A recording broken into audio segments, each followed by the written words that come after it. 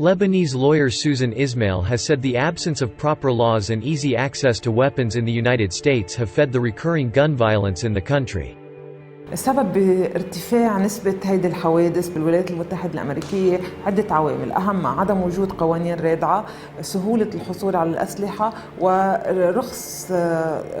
سعر هيدي الأسلحة، مما يوفر لأي شخص حتى الطالب يقدر من مصروفه اليومي يجمع يقدر يشتري هيدي الأسلحة، وبالتالي استعمالها بغير المحل المطلوب له.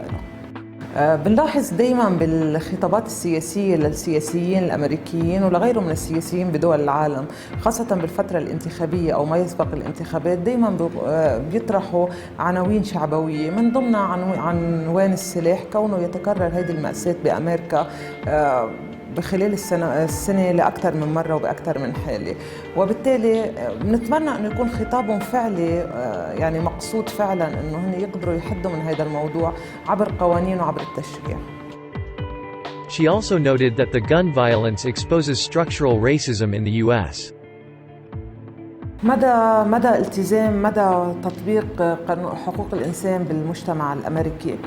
رغم أنه الدولة الأمريكية تحمل شعار حقوق الإنسان، ولكن نجد أنه هيدي الحقوق تنتهك يوميا بالولايات المتحدة، وخاصة بطريقة التعاطي مع أصحاب البشرة الملونة، فيتم الحكم عليهم بشكل مسبق قبل التأكد من مدى إذا كانوا هن فعلا مذنبين أو غير مذنبين. كما يحرموا من الكثير من فرص العمل لمجرد أنه هن أصحاب بشرة ملونة.